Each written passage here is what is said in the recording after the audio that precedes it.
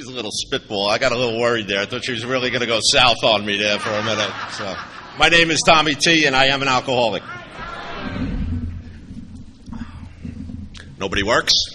Nobody's got work tomorrow. Everybody took off. It's great. I am thrilled to be here, especially after a couple of year pause and seeing my friends here, or I like to call them the inventory row of AA. I have to look down here. I'm just going to look over these first two tables and try to get through this talk the best I can. I would like to say a couple thank yous as well. To my host, who I didn't know who was my host until dinner. I guess that's how Jersey hosts Staten Island. It's like, glad you made it. Have a good time, and that's the end of that hosting. But to my good friend Jimmy and my service sponsor, it's an honor to be asked to speak here at this event. I know you tell us each and every year that it's the biggest event on the East Coast and we have to come, so I'm honored to be here. But I know that decision to ask me was not yours alone, because behind every mediocre man is a truly great woman, and that's Mary Beth, and she makes all the real decisions here, as does Cheryl for me, and Linda for Bob, and Marion for Pete, and we got the whole lineup here. But when us guys are alone, we talk about how blessed we are to have you girls in our lives, and that you make us better each and every day. And not sometimes because we want to, but it just works that way. And you guys are just one of those couples. We love you to death. We always have fun. We get excited when we're coming down to see you. And I'm just grateful to be here. It's just wonderful. So, a little bit what it was like for me before Alcoholics Anonymous. I loved, there's a book that my first sponsor gave me to read in early recovery, Scott Peck, A Road Less Traveled, and the first line just sums it up for me. Life was difficult. That just did. It just grabbed me right there. It had me right in the beginning of the book. And that's how I always felt. Before I picked up alcohol at all, I just felt different, felt out of place. Always tried to fit in, never quite fit in anywhere. Always felt like people were looking at me, judging me. I never measured up. And even when things were good, I just sat around waiting for that shoe to fall, something to happen. Maybe that had something to do with the alcoholic home I grew up in. It's definitely not the reason I became alcoholic. But I saw a lot of crazy things growing up, and, therapists, priests, judges, counselors, everybody, told me, Tommy, you come from a dysfunctional family, and you've had a crazy childhood. After a few years here in Alcoholics Anonymous and some good sponsorship, I know what nonsense that is, right? I mean, the only thing dysfunctional about my family was the fact that I tried to overmanage everybody, and I wanted you to do everything to please me, or else it wasn't good. And the only thing crazy about my childhood was that it lasted 35 years. I mean, I just couldn't seem to get out of that rut that I was in there. And, so things, I lied, I cheated, I stole before I drank. Just the way it was. If you had something I liked, I didn't know how else to get it, I took it. And then I would lie about it. I lied to my father, lied to my mother to try to gain their love, but I didn't have to do any of that stuff. I don't know where I got that from. I don't know where I got those tendencies from. We were laughing, Adrian and I, in the car talking about cigars, and he said, do you smoke? I said, well, I try not to, because everything I do to excess. It's just the way it goes. If it's good, I want two. If it's real good, I want 5, and I just don't stop. So life was hard for a while, going through that, always fearful, always with like a tightness in my chest. And I hung in there as long as I could. But about 11 years old, man, I busted out, and I had to do something with the feelings that I was feeling and the way that I just was moping through life, always on edge, always tense, always nervous. I didn't know the word discontent back then. But boy, does that word nail a guy like me. Nothing's good enough. Never in my life did I say, she's the perfect girl. How lucky am I? Until AA. Relax. She's giving me the Malokia over there, so. But I never did that. Anything that I wanted something else. I wanted to be somewhere else. I wanted to be someone else. But there was these two guys, Jimmy, in my neighborhood. Yes, it was an Italian neighborhood. And they said, hey, Tommy, we're going to go get some beers. You in? I was 11. I said, sure. No hesitation. Said, you're going to need some money. No problem. rifle some pockets in the hallway closet and get some money. And back then, Staten Island, it was a big, small town kind of thing. Everybody was trusting, and everybody came. You remember the butcher used to write your order and tally up it on the brown paper bag, put the pencil, lick the pencil, right, and just, hey, tell your mother I said hello. It was that kind of neighborhood. And so we wrote a letter, please let Tom buy 3 quarts of Miller beer and a pack of Marlboros. Signed Millie. And, all right, hey, tell Millie I said hello. They're giving us the beers and everything, right? We're walking down to get the beers in this Pathmarker store down there. And we see the one junkie in our neighborhood, this guy Glenn, 40-year-old guy. And doing that stuff out in the open back then was not really something that you saw all the time. But he's in one of those nods where his head's almost hitting the curb, but he pops back up like one of those clowns that they used to have. And hey, where you guys going? I said, we're going to get beers. He said, drink them through a straw. You'll get messed up quicker. I said, wow. There's my life coach right there.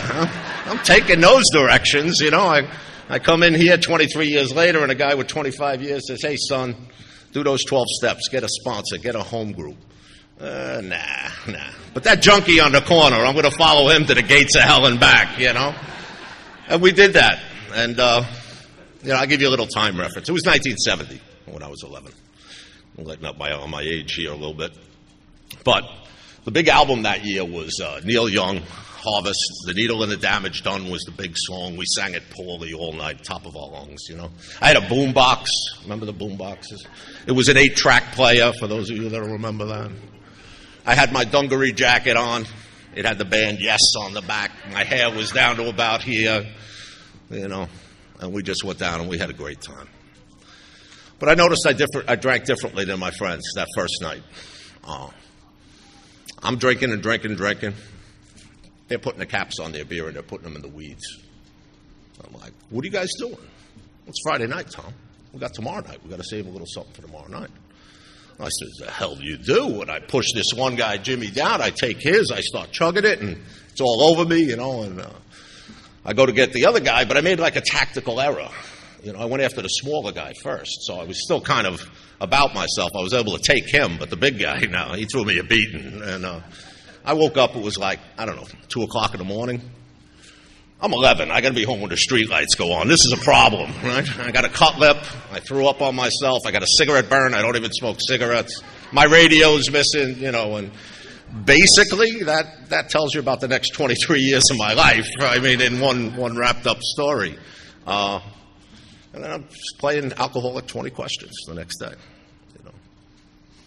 Did we have fun? What happened? How'd I get this fat lip? Anybody see my radio? I don't know what the hell's going on. And that's how it would go for me, because I would black out all the time. All the time. I don't like to spend a lot of time in the drunk alone, because I look around this room and I can tell you folks know how to drink just by looking at you. And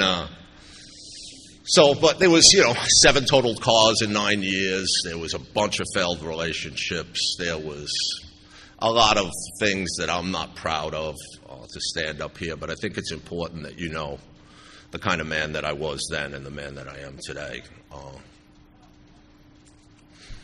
I put up a child for adoption when I was 17 years old because my childhood sweetheart got pregnant, and their parents weren't having nothing to do with a guy like me. His name's Matthew. He's 43 years old today. I've not met him. They were terminated pregnancies because I was not responsible in my relationships. And I thought I was a stand-up guy because I would pay for that. But I wasn't a stand-up guy enough to go and support the young lady. I stole from anybody who would give me a chance to. I lied to everybody. I did not care when I was in the pursuit of alcohol or other substances what I did to anybody in this world that loved me. And it wasn't pretty. And it went on for 23 years. Around 1985 or so, my friends are graduating college, and they're getting good jobs, and I'm still hanging out in the bars and doing all that stuff. And I remember they had a Deadpool, they called it. They would put up celebrities, old celebrities, on a board in the bar, and, you'd bet on the celebrities. And if that person passed away, we'd have a wake in the bar, and you'd win the money, right? I'm 28 years old. People are trading up. They're trading Bob Hope to get Tom T. Jr. Like, oh, I think he's getting a motorcycle. Let's go. And it was not good. Not many people thought I was going to live too long the way things were going. And it went like that for a while, and then I figured I'd get married. Maybe that would fix me. Well, let me see. She was pregnant. Okay, so I did try to step up that way, and I always say I gave that woman the best 6 weeks of my life. And, I can't handle commitment. I'm afraid of being a father. I'm afraid of anybody that's going to get in the way of my drinking. So I just pushed that woman away from me, 8 months pregnant, ran out not to see that kid. So now I'm a deadbeat dad. That still hurts to say that now. And how does a guy like me handle stuff like that? See, because when I started drinking, I drank to get rid of that angst, that feel. Now I'm drinking because I can't handle the guilt and shame. I just think of myself as such a piece of garbage that there's no other way but oblivion. I have to get there, whatever it's going to take, and I did everything. If it was out there before 1995, I did it.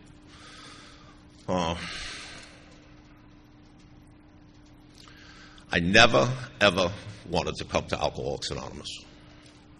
I was told for many years to go to AA. I never would I do that. I tried every conceivable way of controlling my drinking a different way, drinking in different environments, drinking with different people. There's that paragraph in the big book that just raffles off about 50 different things we do. And the only thing I didn't do was not take a trip, right? I mean, every other thing, it's like check, check, check, check, check.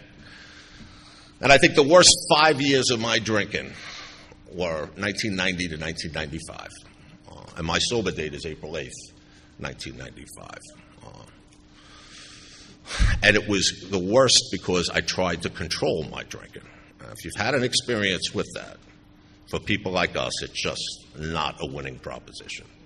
And if you're still on the edge here, am I going to join AA or not? Well, let me try my controlled drinking. Let me save you 5 years. Just stay, because that's brutal. That's brutal. And what did that look like? I'm 30 years old at that point. I'm drinking in a neighborhood bar because I'm not going to clubs anymore. It's not fun for me anymore.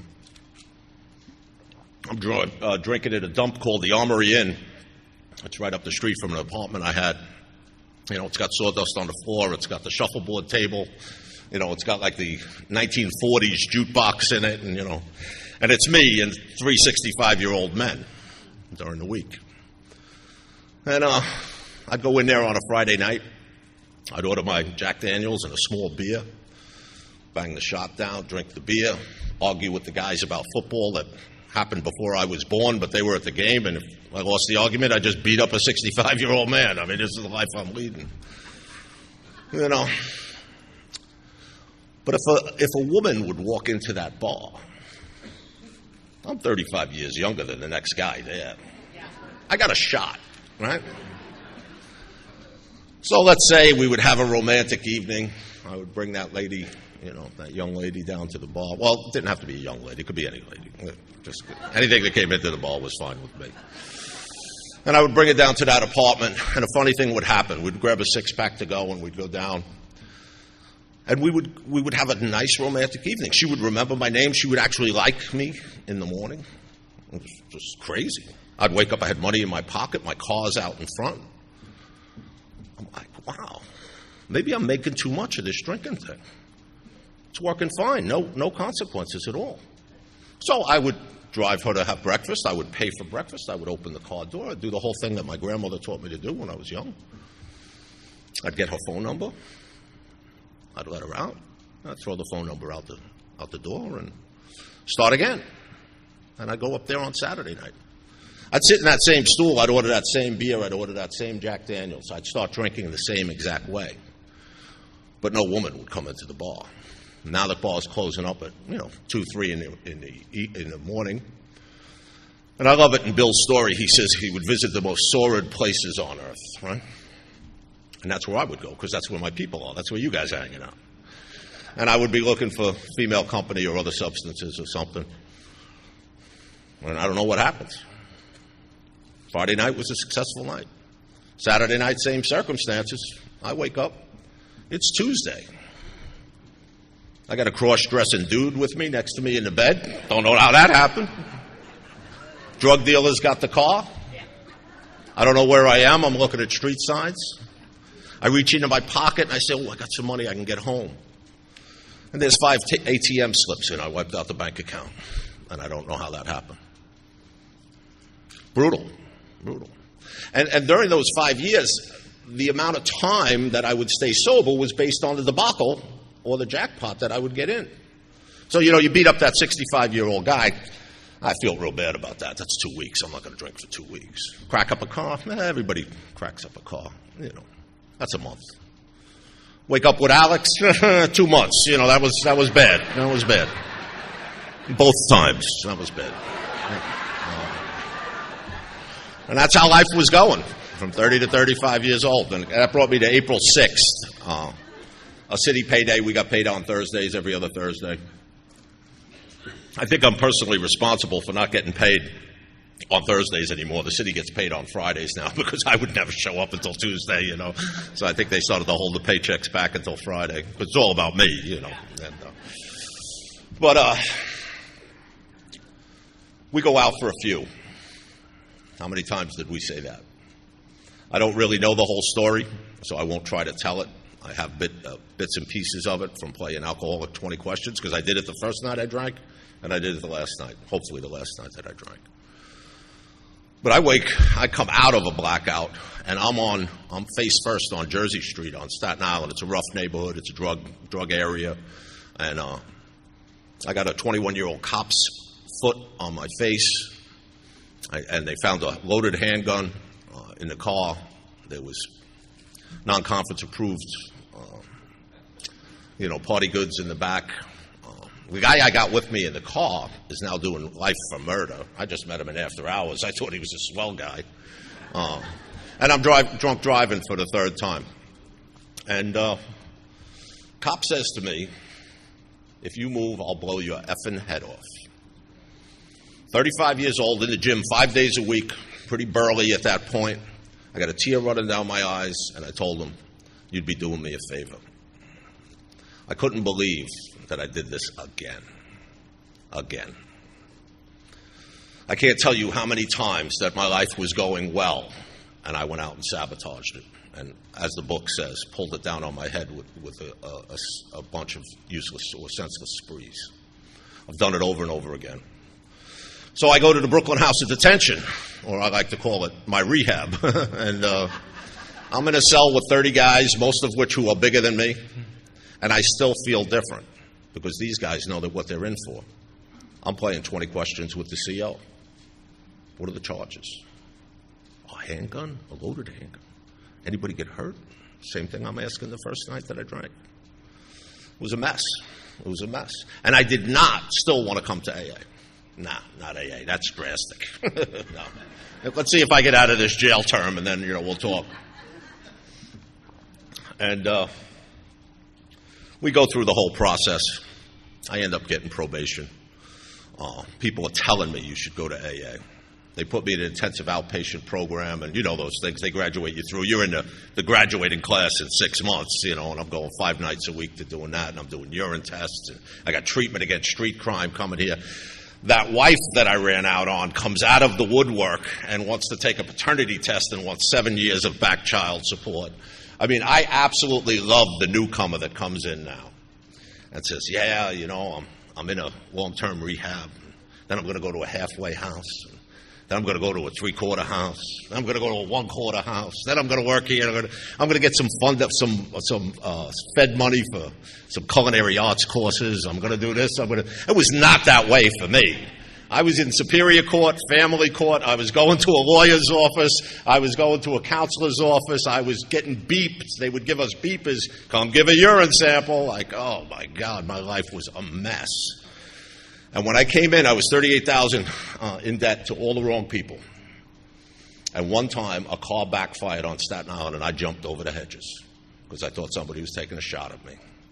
The phone would ring and ring and ring, and it would just bang my head around, and I did not want to open it. The impending doom that was following me around in my life, I just couldn't live that way. They kept suggesting AA, and I kept fighting AA. I finally, when they started to bring down those,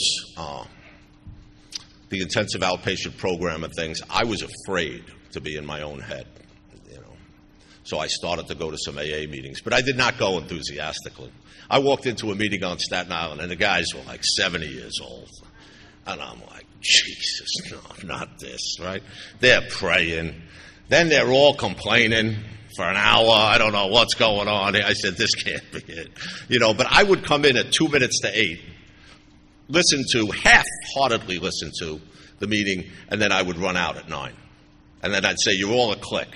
Nobody's trying to save me. I didn't give anybody an opportunity to talk to me. I didn't want to talk to anybody. But for some reason, I kept going. And slowly, I heard a little something here. I heard somebody that overcame a difficulty that I was having right then. And it started to get me a little bit. Just a little bit. But all of a sudden, I got 10 months sober. And a guy asks me to come to a meeting, and he tricks me into qualifying. And I'm like, oh, man, some heavy hitters in the room back then. These guys had like 20, 25 years. That was unheard of on Staten Island in 1995. So I do 15 minutes looking down at a beeper, and this guy, Jack Kelly, was a great guy. He's passed since. He came up and he said, I identify with your fears, kid. You're in the right place. And he gave me a little coin. It's a little keychain, a small keychain. It's the only AA trinket I have not given away. Because I started to feel like maybe there's a chance here for me. Some circumstances happened. I ended up getting fired from a long-term career in the Department of Education. I was beside myself. I was blaming everybody in what little AA I had. I had just not drinking and going to meetings, going to a ton of meetings at a time. The fellowship was wonderful. I didn't hear about God in the meetings because my ears were shut. I heard about God in the diner. These old-timers would spend hours with us listening to our newcomer nonsense over and over and over. And they would tell us about stories that they did with not seeing a child for a while or having all this money they had to pay back, and they made it okay. But that was only a few hours a day. I was in my head the rest of the time, and it was not a good place. So when I lost this job, I'm in a men's meeting, and I'm whining, I just lost my 17-year career with the Department of Education. You don't understand this and that. I would love to go back in time and slap that kid that was doing that, took that meeting hostage the way that I did with my nonsense, my self-imposed nonsense. And the guys just came to me, and I call them to this day the ninjas of sponsorship. 3 old guys. There was Keep It Simple Richard. There was Lucky George, bald-headed bookie from Brooklyn, covered in tats. And then there was little cocaine Vinny, These guys said, God wants you on the golf course tomorrow. We're picking you up at 8 o'clock. Didn't you hear what I shared? I don't have any money for golf. I just lost my career. We didn't ask you for a financial statement. We're picking you up at 8. Be ready. The greatest things you'll ever hear in AA, right? Get in the car. They took me on that golf course, and if you listen to one man has passed, Vinny has passed away since, but if you listen to the other guys, they said they saw me slipping. They saw me going outside the herd, getting away. He wasn't fully pulled in yet. We had to do something. And they said, let's get him golfing. Golf takes 5 hours on Staten Island, so I was a captive audience for 5 hours. What I did not know was Lucky George had just had an experience in a big book workshop, and that old boy was on fire. On fire. So we get to the golf course, and, if we have any golfers in the room, there's a certain lingo about golf and everything, and these guys were not talking golf. Right? I'm up there trying to tee off on the first tee, and little Vinny says, Tom, rarely have we seen a person fail who thoroughly followed our path. And I'm like, look, I'm trying to hit the ball here, Vinny. What are you doing, And then I hit my little slice, and we walk into the woods, and Keep It Simple Richard walks in with me, and big lumbering guy, Only takes a little honesty, open-mindedness, and willingness, Tom. You can have what we have, I'm like, these guys are bizarre. I'm like freaking out, The night told, they pulled a big switch. They put me in the golf cart with George. And George starts to talk to me in a way that nobody did in my first 18 months in Alcoholics Anonymous. Staten Island was a good, tight fellowship with some long-term sobriety, but there was not a lot of people talking about the big book, the 12 steps. And they did sponsor, but they weren't sponsored. These guys lived the steps. If you talked to them, you could hear God come from them if you listened. But they were not quoting the directions the way people do nowadays. It was more subtle. But George, he had a message of depth and weight. And he sat in that car and he told me, I'm worried about you. I said, I'm a little worried about me too. He says, I think you're going to drink. I said, I'm not going to drink, George. 18 months with you guys, I know that that's not the answer. But I don't think I can live like this. I think I'm going to kill myself. I'm too much of a coward. And George just, in his corny AA, went, well, Tom, that would be a permanent solution for a temporary problem. You know, like, he had all these corny little AA things he would pepper me with, and it was just crazy. And I said, George, you know, losing the job. Tom, there's 3 billion men in China that don't know you even worked for the Department of Ed. It's really not that big of a deal. You're only making it that. You know, everything I said, he would chop me down at my knees. But then he started to bait that hook. Tom, I guarantee you, you never have to feel like this again if you're willing to do what this book tells you.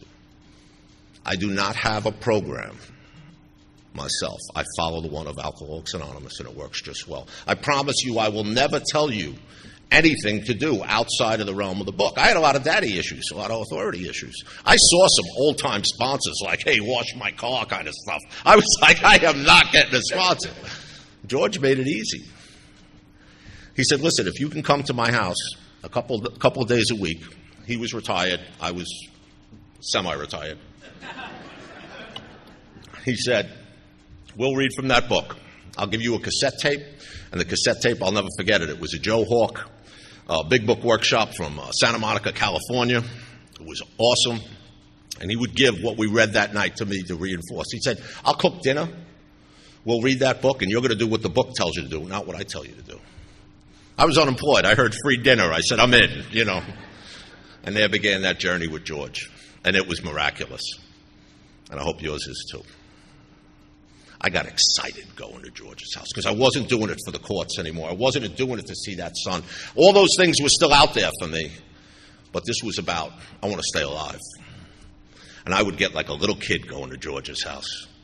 And when we went over that first step, George, an alcoholic with an experience with this program, was able to bait me and grab me like no therapist, like no well-meaning priest, like no ex-wife, like no child, like nobody that had spoke to me my whole life about my alcoholism. Because he knew that power of that 12th step. His 12th step, my first step. And I remember he said to me at one point, what's the matter?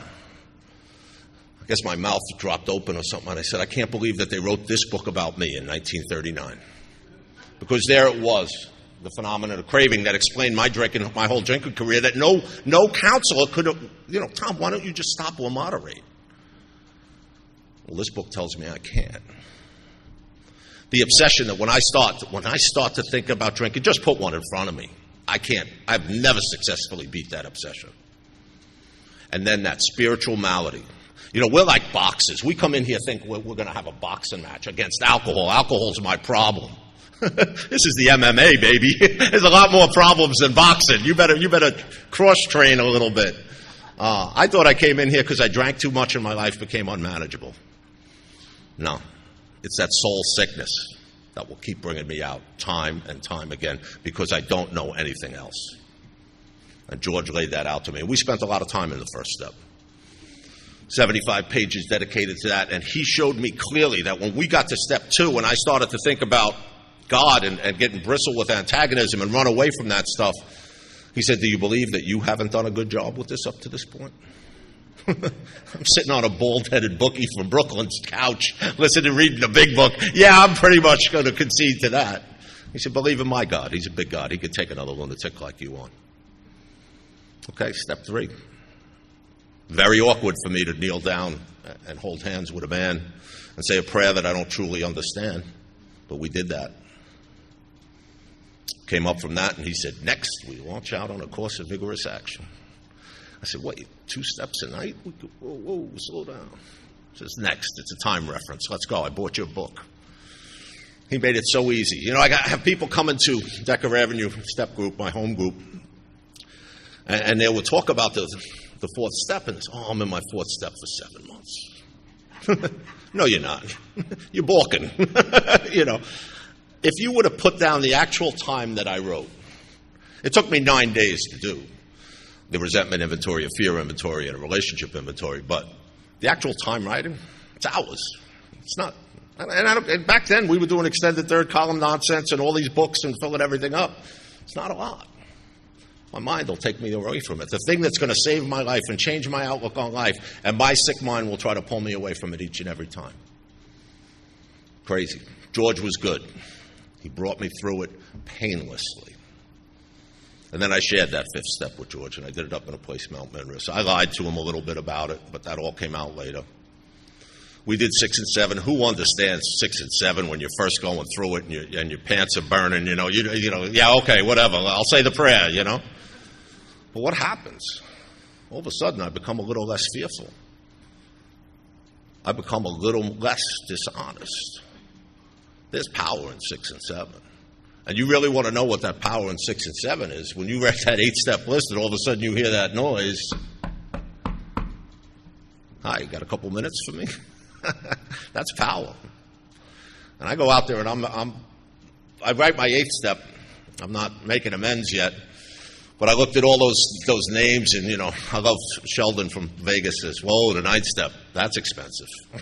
You know, and I looked at all that stuff, and I played it out in my head, what was going to happen in every scenario. Bill in the book says, 9 out of 10, the unexpected happens. Only line in the book I would love to rewrite. 10 out of 10, the unexpected happens. I never knew what was going to happen when I made amends. And I thought I would never be able to make it.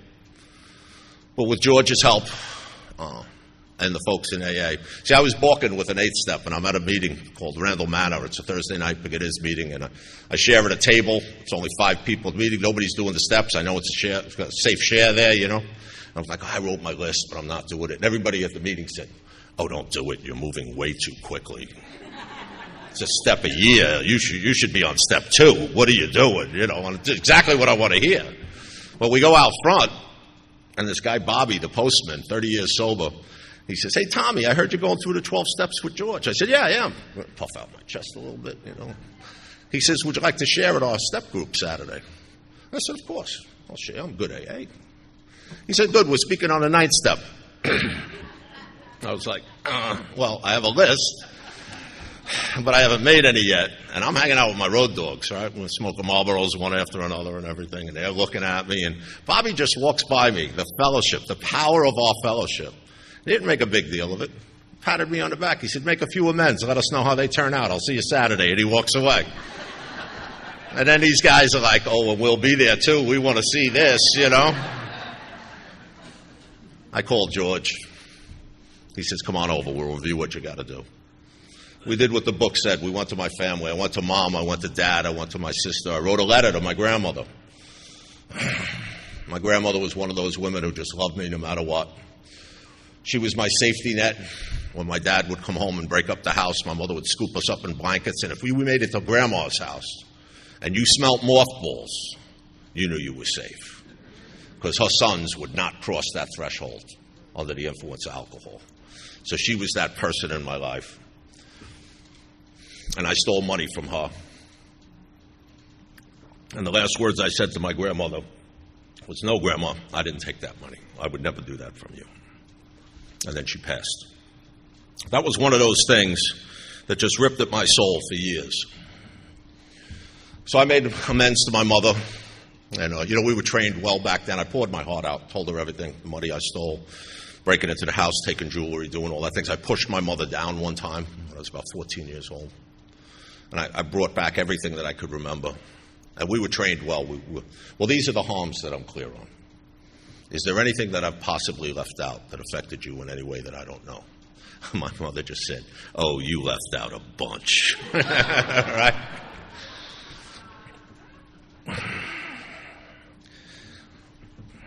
My mother went on to tell me how proud she was of me, how bad that the house was, and she knew that I was stealing the money, and if it got me out of the house for even one night, it was worth it.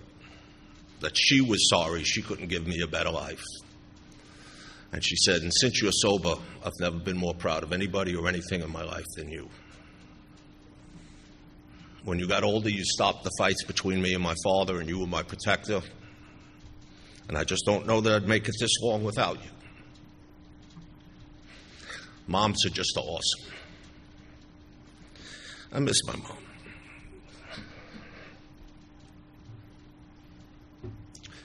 Made an amends with my sister. It was kind of uneventful. I had to go to a bar to do my father. It's the only place you're going to get him. Poured my heart out to him, and he said, yeah, that's all good. Don't you got to go make coffee for those assholes now?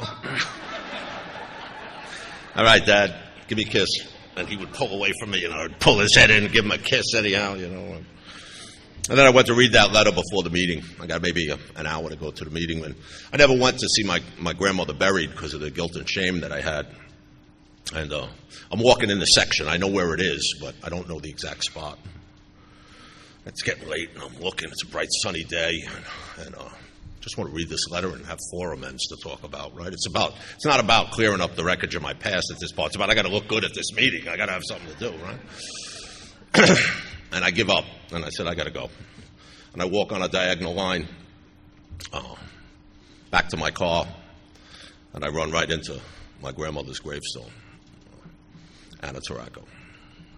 Stopped dead in my tracks, hair on my neck started to go up. I took out this letter, and I'm a literate guy. I can read. I could not get this letter out. It's a very brief letter. My sponsor had me be very brief. It was something to the effect of, Grandma, I am so sorry that you saw the type of boy that you did before you died. My grandmother was very religious. I said, I'm praying now, and I believe that you can see me and hear me.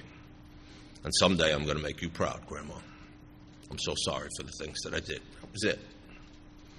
I don't recall walking to my car. I don't recall driving to that meeting, and I don't recall qualifying at that meeting. What I do remember is that 15 guys that I had known in the fellowship came over to me and said, whatever you're doing, don't stop. Something is changing within you. You're a different guy here today than we just saw Thursday night. And I was like, whoa. I go back to George, chest pumped up, and he's like, that's it. You're getting it. You got to go. You got to make these amends. So I'm tearing it up on Staten Island, right? Like, people are like, hi, Tarraco's making amends. I'm just trying to get to as many people as I can, and I'm having a wonderful time with it, and every single thing I thought was going to happen. If I thought I was getting slapped in the face, I was getting a kiss on the cheek and worked well. I thought I was going to get a kiss on the cheek, I got slapped in the face. I'm like, I don't know what's going on, but God's got this thing. And there was just no fear doing it. And I was just banging them out. And then corny George says, Tom, don't you have to make an amends to the Board of Education? Jesus. Yeah, George, I do. I was kind of hoping my court case would be over by then. And he said, would you like to try to manipulate the outcome yourself, or would you care to put it in God's hands for a change? And I'm like, all right, I'll make the amends, So we devised a little plan to see this guy. His name was Jim. He was the CEO of the Division of School Facilities for the Department of Education, a big shot. I'm a low-level operations guy in the schools. And he says, you go up there at 7 o'clock, you put a suit on, and you wait for that man to come in, and you ask him to see you. I said, okay. I go up at 7 with my one suit, that wedding, wake, and court appearance suit, and I'm sitting there. I don't know that the bosses don't come in until 10, but I'm sitting there for 3 hours. I'm actually looking. Oh, there's the plate glass. Plate glass window he's going to throw me through. I got all the worst-case scenarios going through my head. And here comes Jim Lonigan in, and he says, Tommy? I said, yeah, Tom Tarraco, Jim. He said, come on in. I got your case on my desk. Let's have a cup of coffee. I'm like, the Department of Education is a big place. There's no way my case should be on this guy's desk, right? And he says, listen, I'm not the decision maker, but we were reviewing, and you got some career. Got a lot of licenses and stuff. I said, a little double life pretty well, and that's kind of what I want to talk to you about, Jim. He says, what's up? And I said, well, unfortunately, when I talked to you about the arrest that happened about a year ago,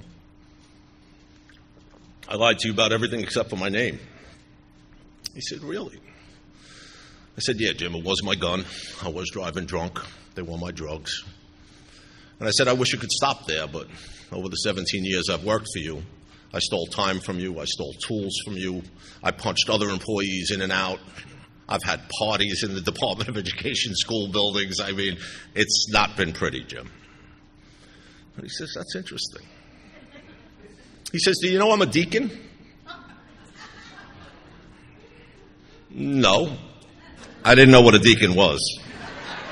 No iPhones to Google deacon, right? I had to wait until I got home to get a dictionary and find out what a deacon was. He said, yeah, I do some service upstate in the church. He said, we don't find God because things are good. Mine was alcohol, too. I just went to the Catholic Church. I never made it to AA, but I heard they're wonderful. Keep doing what you're doing. He said, if you're able to get your job back, you come back to me, and I'll tell you exactly what you can do to make this right. I said, awesome. Thanks for your time. I'm like, I don't even know what just happened, you know. I'm walking out, and a case that had been stalled for months, all of a sudden I get a letter to appear for the arbiter's hearing that's going to decide my fate in the Department of Education. It's about 7 to 10 days after I met with Jim, and I'm still out there making amends. And I get a call up there, and my sponsor gave me a couple of encouraging words. We got an AA folder together. Everybody knows the AA folder, right? Your sponsees, your sponsor, your home group members, you know, all the alcohol awareness certificates you got. You go up with your little folder. And I go there, and these attorneys just pounded me on the stand for 2 hours, just drilling me. And my sponsor said, you be honest. You tell them the truth. And every single answer, don't worry about it. God's got you. And I'm believing this. See, there's the change in the 9th step. I believe it. I'm like, they better have a second chair because God's coming with me. You know, like, I'm ready to go. And they're pounding me on the stand. And I'm like, I'm not really good when I drink. I black out. I wish I could answer that for you. I don't know what happened that night. I know what happened many nights like that, but I don't know what happened specifically that night. Did you do this on the job? Yes, I did. Any defense in that? I was drunk. I mean, I was just, whatever you asked me, I was just saying it. And I had celebrated 2 years in that time. And my sponsor gave me my coin, and I was rubbing a hole in that bad boy in my pocket, you know, because I was really nervous. And they go out for their ruling, and they said it was going to be hours. It was about 7 to 10 minutes. They come back, walking back in. And they said, Mr. Taracco, I'm sorry, before they went out, they said, Mr. Taracco, are you telling us that you've not ingested drugs or alcohol since April 8th, 1995? And my sponsor had given me this line. I said, that's exactly what I'm telling you. And I said, you've already taken my job, and I appreciate the time you've given me here today.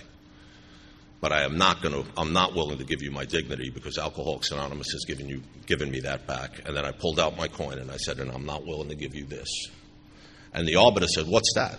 And I said, that's my 2-year chip from AA. And he gives me a wink. To this day, I don't know if he was sweet on me or if he was one of us, but who cares, right? They come back with a ruling in about 7 to 10 minutes, and they said, we were very impressed with the way you stood up to some pretty rigorous testimony here and questioning. But Mr. Taracco, we are most impressed with the way that you're turning your life around and the ability to help other guys. We have a letter here from your parole officer saying that she refers people to you and this and that. I didn't know that stuff went in. All the stuff that happened behind the scenes, the judge wrote a letter for me. I didn't know any of this. So they said, we're going to give you your job back. And because you've done everything we asked you, we're going to give you $17,000 in back pay. We weren't asking for any of that. Do you know anybody who's gotten paid $17,000 to go through 8.5 steps? I mean, it's crazy. Crazy. And they said, and if you stay clean for a year, we're going to give you that promotion that you were going for.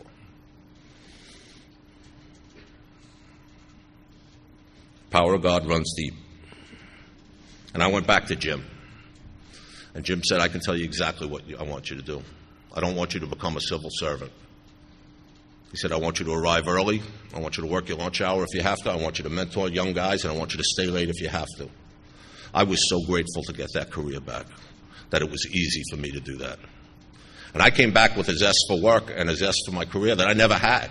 I just did not have that in me. I was a guy that just wanted to do the bare minimum and get the maximum amount out of the job. I looked at the job as service, and my career took off. A little later, funny, I put in for a promotion after that year, and now Jim Lonigan is the deciding factor for this. And it's a job that's with the mobs in New York in concrete work, and it's an inspection job. And two guys go for the job, 17 engineering licenses, 20 years now on the job. The other guy's got no arrest record, no problem with alcohol. That's the only thing that differentiates us. And they come down to me and him, and Jimmy's looking at it. He says, you know what? Give it to Taraco.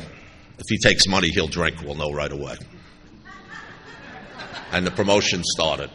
And that wound up to be a mentorship and a friendship with this guy, Jim, that I am truly to this day grateful for. Jim retired about 15 years ago. I came up as his right hand. They gave me that job. I've surpassed that since. And this is not about the material stuff, because me by myself, I cannot function on that level. But with you folks and with sponsorship, I don't want to say I do it easily, but I can do it.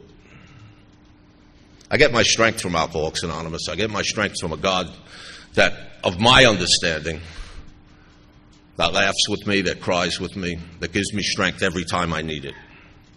It is an amazing, amazing resource to have. In the second step, there was a line that George highlighted for me. It said, it was the analogy between electricity and a power that we don't know, right? And it says, you will see, use, and direct and feel this power. It will be that evident in your life. That's what George told me. And I can tell you today that I see, feel, direct, and use the power of God every single day in my life. There are times I drift off, and I think I'm doing some of this stuff. But I keep folks like this front row up here pretty close to let me know that it ain't me. It ain't me. And I entered into a place in 10, 11, and 12 where I fell into some there's a few guys here from back then, Richie and a few of those guys, and Steve in the early days. We were crazy with the inventory, crazy with our prayer and meditation, and who could levitate higher than the next guy, and all that stuff. And it was mechanical for a while. But then mechanical just brings you to your second surrender in AA, and it's brutal without alcohol or drugs to have. But if you're lucky enough to come through that and come through the other side, there's a level here that is just unbelievable.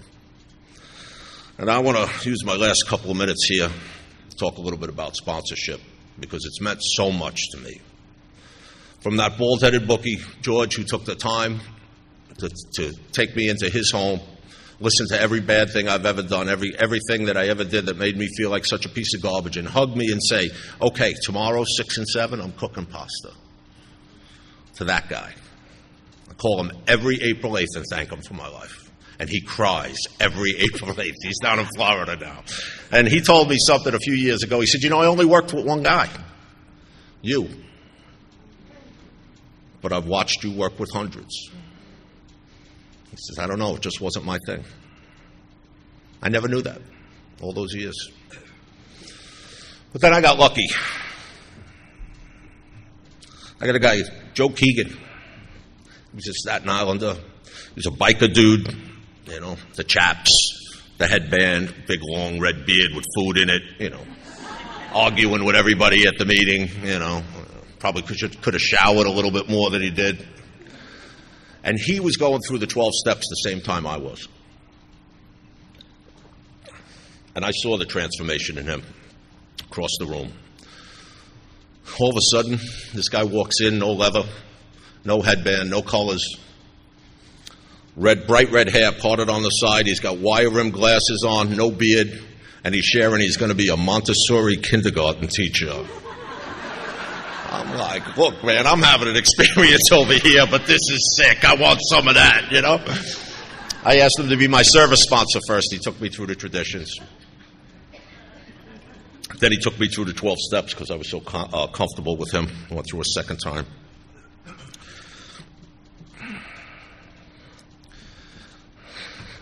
Joe passed away almost a year ago today.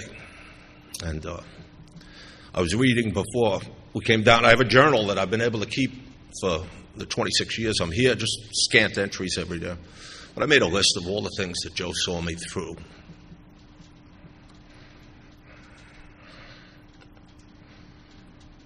How do you ever repay that? I don't think you can. You know, I mentioned I had a lot of problems with women, and my relationship advice would be sleep with them, and then hopefully you'll like them. And that didn't get me that far. But after that second surrender, and Joe listening to probably my fourth or fifth relationship inventory and all the mistakes I've made,